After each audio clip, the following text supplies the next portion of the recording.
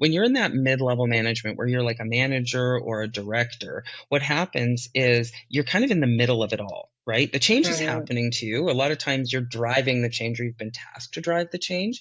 And so you think about this, and depending on where you sit in the organization, you've got all of these people who are coming down saying, these are our expectations. And then you have this resistance that comes up. And this resistance is from employees.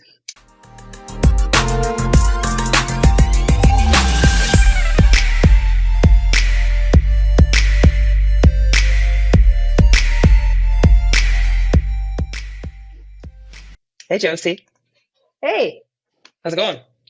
it's good. You're Good. blurry. Bit blurry. Yeah, I'm just coming back in. There we We're go. back again. We're back again, like, shady. And it is a very rainy and cold day here today. My dogs are very upset with me. I was not going to take them out. But listen, I mean, they're small dogs, right? And so every time I take them outside in the rain or in the slush, I end up having to then wash them because their stomachs get completely disgusted. I just didn't Yeah, have the time for it today. they're just cleaning up the dirt outside. It's fine. Yeah, right. They're mops. They're little tiny mops, global mops. Yeah. So, Yeah. hey, pretty excited. This is episode 2, so we've made it past 1, and we're still in our recording studio. So really excited about that. But we've had our merch drop has taken We did. place. We got our merch out, and I'm really excited. I've got a whole bunch of stuff because I've basically paid myself to buy my own shit.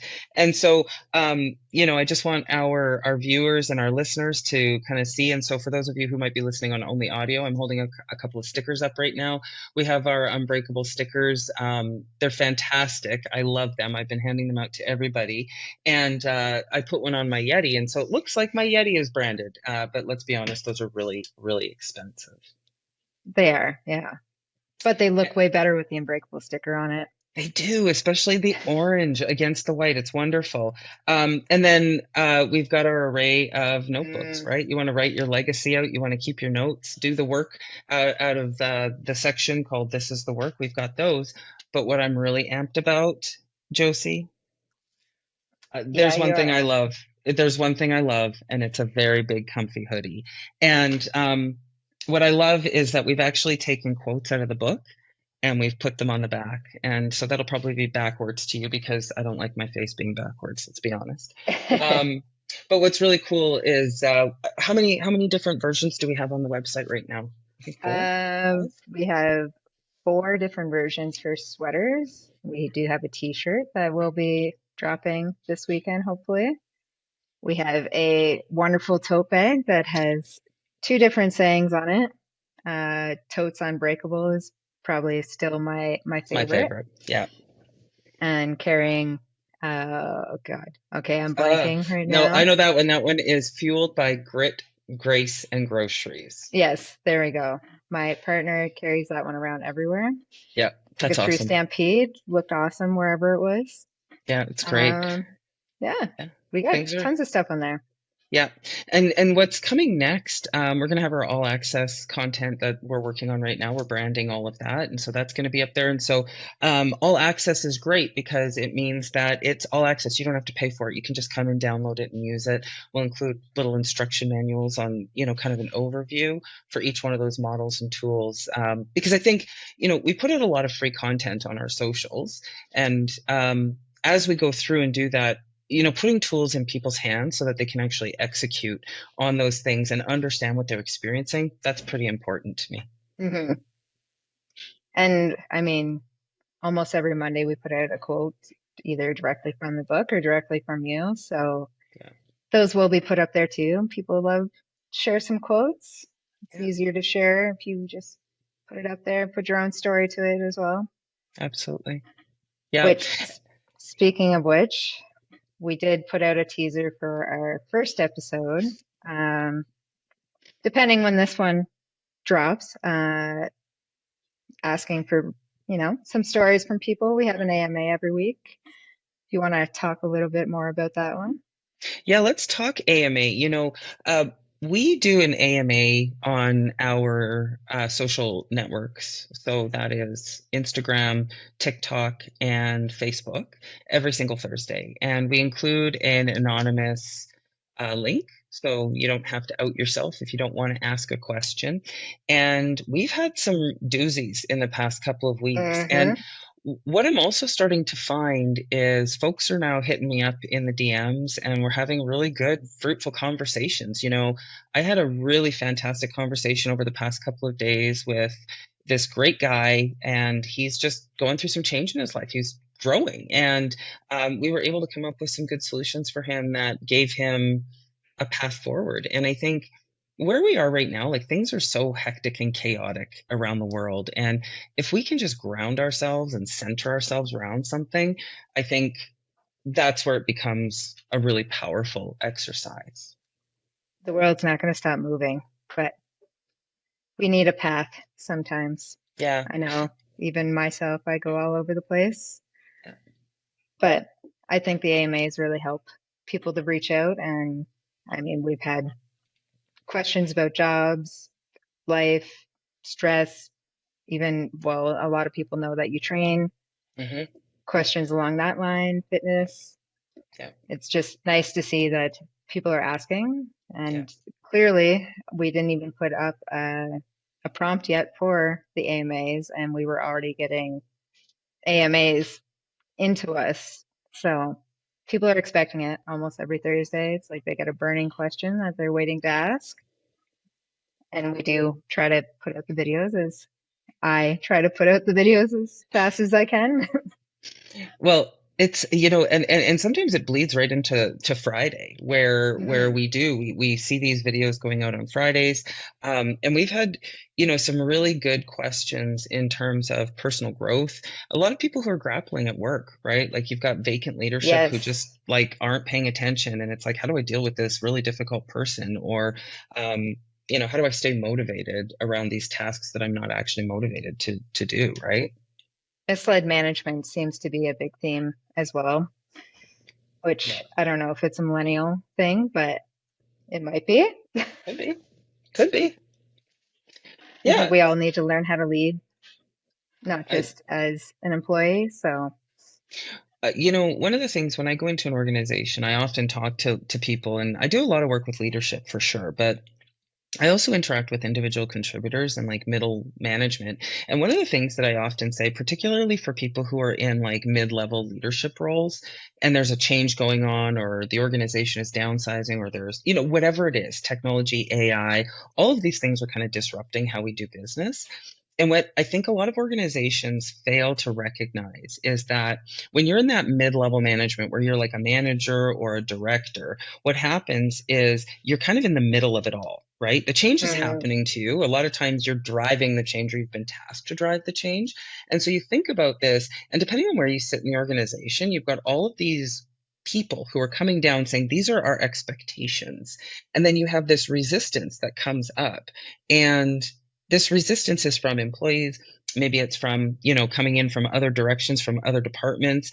And so you find yourself in a vice grip. And so when we talk about psychological safety and change and driving change in business, a lot of the times I focus very heavily on the middle management because they're like the Jan Brady's or the Marshall, yeah, the Jan Brady's, where, they're the middle child and nobody takes their needs into consideration. And psychologically, that is the highest risk area of an organization. They will make or hmm, break you. They will make or break you. makes sense. If you don't like your manager, well, you're not going to like your CEO either. No. And I mean, one of my favorite, this is such a nerdy pastime, but when I just don't have time for the socials and I just can't do like the political nonsense, I go to glassdoor.com. I have the app on my Mm, phone.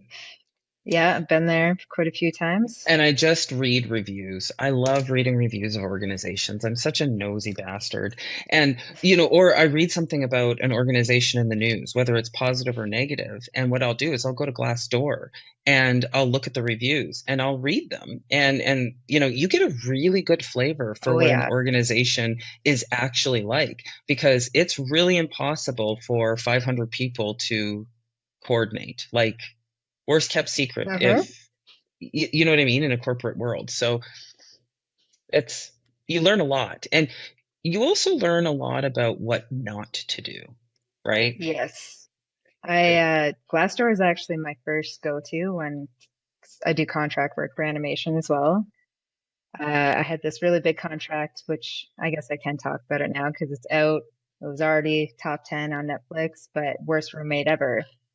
And it was with the studio in Toronto that I never heard of before.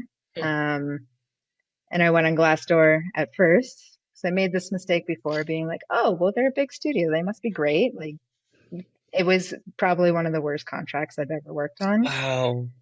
But I went on Glassdoor and almost everything that was on there, it was like, this is a great studio to work for. They overpay almost. In my industry, you don't usually get, the big dollars. Now, when it comes to animation, Netflix makes the money. We don't. Um, so I jumped on there right away and I was like, hey, I checked you guys out on Glassdoor, and their email back was like, you're the first person that actually was like, yeah, we totally investigated the crap out of you before I decided to give you my portfolio. Interesting. So I learned from that that that's the first thing I should be Yeah. doing. It's the first thing really anybody should be doing because Hmm. it's unfiltered, it's anonymous if you want it to be. Yeah. It's really good to see the insight of not even just what you're going to get paid, but how the work environment is. In my industry, a lot of it is hybrid. Most of the time, you're not even in the studio, but Hmm. you're working with 50, 60 other people. And to integrate that all together, you got to know how everyone works together. It's like the ultimate group project. No thanks. Yeah, yeah. I With wasn't very good at that creatives. in high school. Yeah, you put creatives all in a room together. It's either going to be good or bad, but Yeah. Yeah. I will And say so that studio in particular, so I found on was Glassdoor. was the were the reviews accurate? Like, did you find that when you Very. got in there? Really interesting. I loved working for that studio. It was a short-term contract, only about 6 months that I worked with them, but they were some of the execs from actual Netflix that we Hmm. got to work with. So that part was also cool because you're working with, everyone has Netflix Yeah. and everyone thinks that most of the people in those positions are total assholes, and maybe some of them are, but Glassdoor was so dead on because you got, the employees or people that used to work. I'll call them out because they're a great studio. If you look for work in Toronto, it's big studios, and they did worst roommate ever, worst ex ever, all the animation in there, and the live action stuff is done through there. Hmm. It was just really nice to know that those reviews that were on there were probably about 100% accurate on how the environment of the studio actually worked. And there's other studios I've worked for that I read the reviews on Glassdoor. I'm like, yeah, that checks out. You're like, this is right. This is right. It, it, Yeah. it it's interesting, I mean, even without Glassdoor, I mean, there's also like Indeed also does like Hmm. references and things like that. I don't find Indeed to be as robust as Glassdoor. Like I think Glassdoor really Hmm. came up with it. But it's a really interesting thing. In 2014. So again, I do the no asking, no getting, right? If you don't ask for it, you don't get it, right? Who said that? Hmm. I think it's a toss up between like Wayne Gretzky and Michael Jordan. You miss 100% of the shots you don't take. Whatever one Hmm. said it, I don't care. They're both magnificent athletes, and you know, it's a very accurate statement. And so I'm known, like when I read something in the news, then I go and I cross-reference it over to Glassdoor or in Indeed in some cases. What I then do is I take it and I'm like, okay, so who's the highest level person that I can get my hands on and I can send them an email to? Hmm. And I have two situations where I was super successful and one where I was completely not successful. And the first one was in 2014, and it was when Ellen DeGeneres hosted the Oscars. And Did you so, reach out to Ellen? no, I reached out to the Oh. chairman of the board of the Oscars. Oh. And so I figured out who he was. Like, I'm like a bloodhound, right? If you give me a Wi Fi connection, I will find what I want and I will Hey, find a way all to women are contact. CIA agents. Right. We're bloodhounds. And so I was like, wow, this is a really big change because, she was the first gay woman to host that awards show. And so I thought, I wonder what the demographic is. You look, it's a pretty elderly Caucasian, Hmm. predominantly male organization. And at that time, their statistics were showing that they were upwards of close to, I think, 70% aging white males. And so I was like, these guys might not be so friendly to, this woman in Keds and a suit running around feeding people pizza, right? Like this is And very taking different. awesome selfies. Right. And but this was a really, really different approach to how the Oscars had been treated. Like it was almost a little bit cavalier and, people take themselves really seriously when it's like something that they're really invested in and this is their career.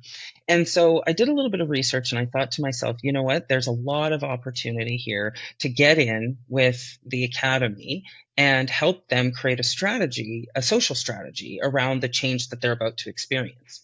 Hmm. So I figure out who the chairman of the board is. I send him an email and I just said to him, hey, listen, you have an opportunity here. There is so much change coming down the pipeline, socially speaking. Your membership may or may not be open to this. I really think we should get together. I can help you develop a strategy.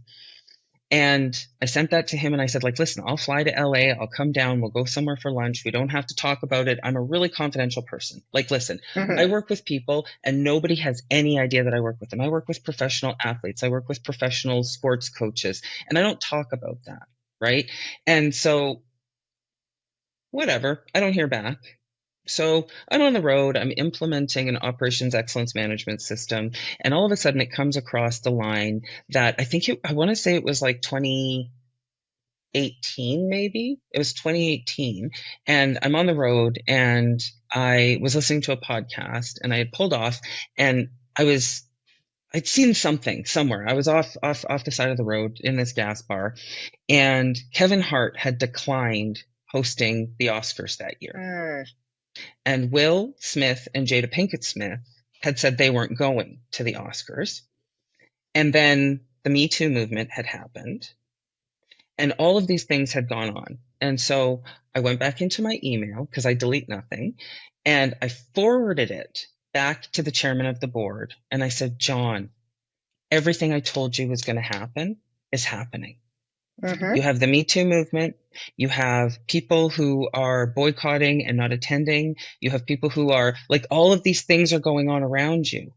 You really should try and get in front of this. Like, this is not a PR thing. This is a sustainability thing. Like, you become obsolete if you don't move with the pace of what culture does. Culture eats strategy for breakfast every single day, 100%. right? And so he emailed me back Hmm. and he said, thank you for your email. I demurely decline. And so I didn't contact him again, but I was like, okay, I'm going to chalk that up to a win because Yeah.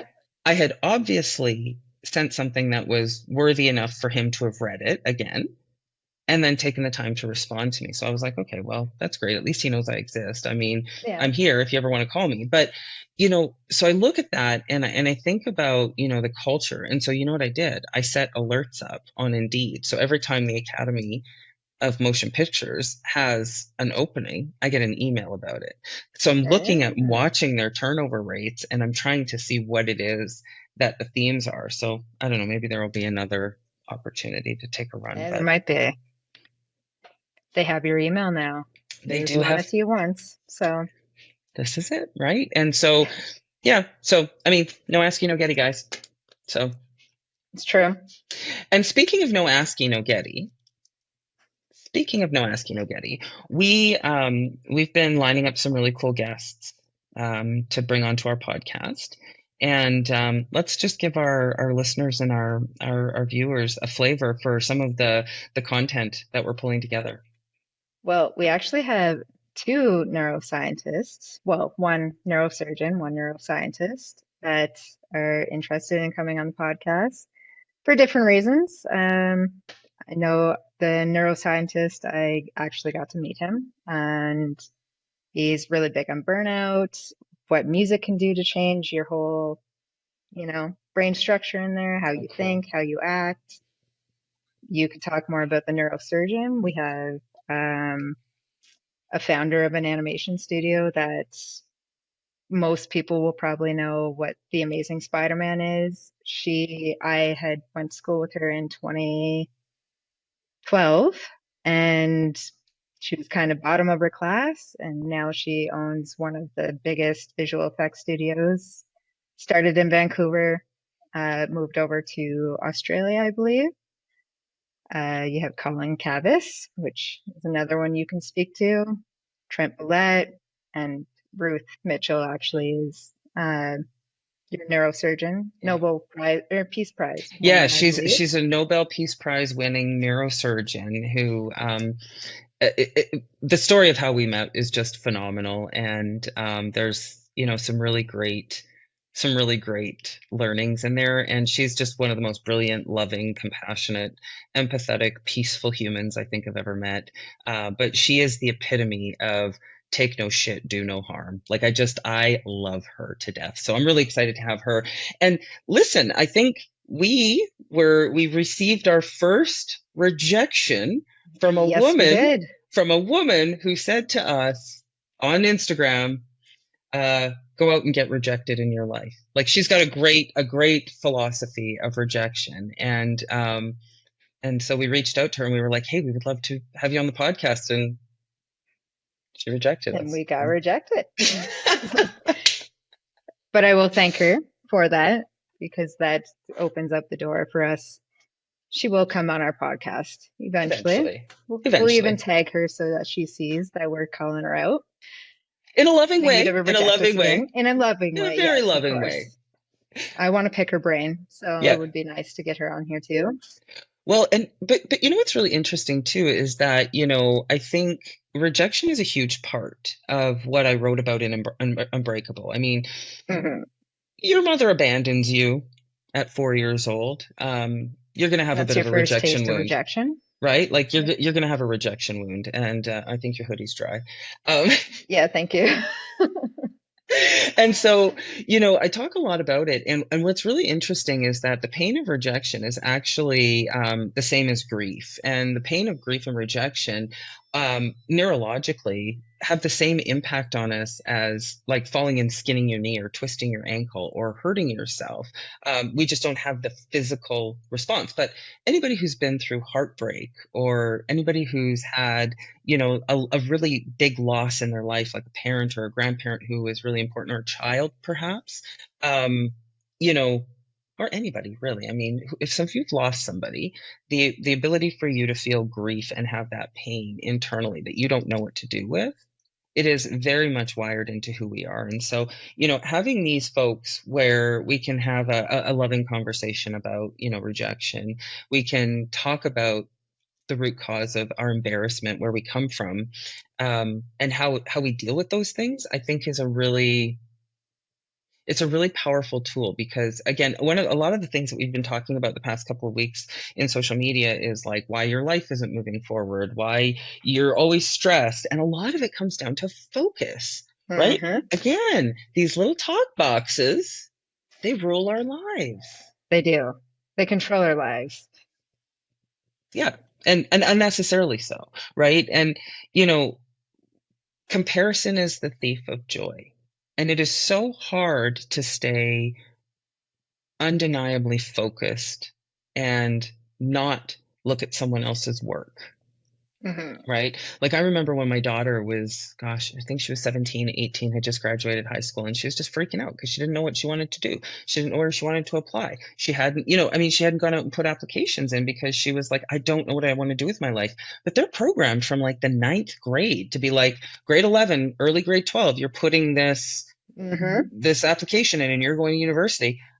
She had at least 4 kids that were in her graduating class that flunked out within the first, I don't I know, can't even say I two, blame three them. months. I lucked out. I knew I always wanted to be an artist, and as much as it's not, the best paying job out there, it's hard to be a successful artist. I lucked out in that aspect where it was like, oh, do you know what you want to do after school? 90% of my friends, though, had, we'll say 60 out of those 90% went and started to take a course thinking that's what they wanted to do. 2 years into it is like, this is not what I wanted to No. do. But they're pushed so quick to be like, no, you need to know what you want to do for the next 40 years of your life when you're not even in your first 20. Which is crazy to me because I mean, Yeah. like I've literally I've made up what I do. Like I've literally created a niche. People ask me all the time, where'd you go to school to do what you do? So when I look at this, I think about this as being, a 70-20-10, right? And so I look at this and it's like 70% of what I learned on the job or from life. Kicking the shit out of me or teaching me lessons or giving me opportunities, right? And I read a lot about that in the book because I do not have a standard like upward swing. I Upbringing. I Yeah. I kind of had like a ball of yarn that had been unwoven and handed to me. And so I had to Hmm. like do this until the string was all unwound and then put it into a ball for what I want. And even half the time now, even it's not in a ball. Oh yeah, there's So still some knots in there. exactly. And I'm good with that. I'm good with that. This is the human experience. This is why we're here. If it was all easy and, roses, how boring would life Everyone would do be? it. Right. So then the 20% is from active feedback. And so active feedback is whether it was me learning a tough lesson, whether it was a mentor giving me feedback. I remember I had this one coach and she was just an atrocious coach. I was very early in my change career and she offended me in the first session that I was like, the corporation was like, you're going to do coaching with this woman. And I met her and I was like, you have the angry 51-year-old lady haircut. I don't want to Mm, hang with you and the red box die. So I was like, sorry, Jan, it's just not going to fly. And then that last 10% is from really just going out and finding education that bolsters into what it is that we do, right?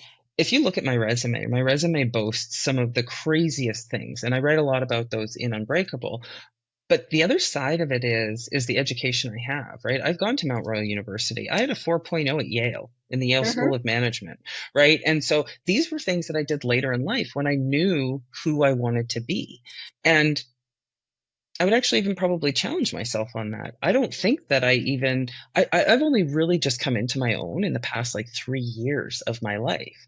And a lot of that comes from being okay being different than everybody else, not going to somebody else's standard and having my own. Because at the end of the day, when I lay my head down on the pillow or when I look at myself in the mirror as I'm brushing my teeth, can I live with who I am as a person and what I bring to this world? Hmm. Right? We talk about legacy a lot with Unbreakable. And, you know, I said to somebody earlier this week, until you lose, like a parent, for example, or somebody who helped raise you, I don't think you really understand legacy because that's Yeah. the standard I hold myself to. I need to be the person that my father raised me to be.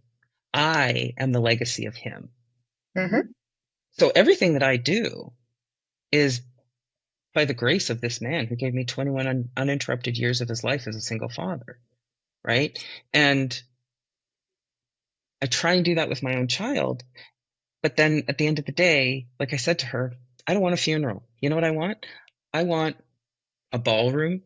I want a DJ. I want some really Yeah. great food. And I want an open mic because what I would love is for people to dial Tell the in, to show stories. up, and to tell all the stories. How did I help them? What did I do to Hmm. change their lives? Who was I when nobody else was looking? And what do they know that they can bring and they can share with her? Because Hmm. there's this line in a Macklemore song, and I think it's, they say you die twice. The first time is when they put you in the grave, and the second time is the last time that somebody utters your name. Hmm. I will not be known as a woman who kept her mouth shut. And That's not a bad thing. that's legacy, man. That is legacy. I almost got chills for that one. Yeah. But it's true. We, I think what we leave behind is really kind of the most important. And we need to love ourselves, love what we do. Hmm. If you're getting up every morning and you're hating everything, but you care more about, the dollar amount that's in your bank account, you're not really living life either. No. So Okay. I think Money you push doesn't, that quite a bit. Yeah, money doesn't matter at the end of the day. well, You I don't get to be mean, buried with it. I've never seen it. I've never seen a U-Haul following a hearse. Yeah, You're exactly. not taking any of this shit with you. None of it. None of this matters. And Hmm. what does matter though is this. and that legacy piece. Like we say legacy a lot, and I truly believe that. I look at a photo of my father, and he left a legacy. I mean, the man was a corrections officer for 25 years of his life, a case manager and a corrections officer. He sat with people, the hardest criminals and some of the nastiest people and some of the most mentally ill people. And his only job was to help them find their way back into sobriety, or to find their way back into mental health from mental illness, to find their way back into society after being incarcerated. Like, Mm-hmm. that is not an easy job. And did all of those people love him? Absolutely not. Probably not. Absolutely not. And but did what he did though was he protected society, he influenced people, he helped people, right? And it wasn't even just in the jail, it was across the board. And I aspire to be that way. And do I think that my dad was perfect? I do think he was perfect, but was he perfect? Absolutely not. He wasn't. No. But it doesn't matter. The person that I knew, he absolutely was. And Yep. so that's what fuels me. And so I think let's talk about rejection and embarrassment. Let's have some questions. Let's move through and let's talk about how we can bring ourselves to be okay being rejected, and how we can bring ourselves to be okay sitting with embarrassment and understanding our why, because I think there's some power there. I We think take power some back. really big things that we should remember about rejection is we do go through almost the exact same stages as grief. So, you got questions? You're definitely a great person to ask those to. Yeah. Yeah. Yep, absolutely. Well, it's time for me to run to the next meeting. I don't know what you've got on the go, but today it's Death by Meeting. I'm learning how to do more things because that's how I stay versatile. That's wonderful. We love that. And listeners, for you, remember, protect your peace, chase your growth, and remember, stay unbreakable.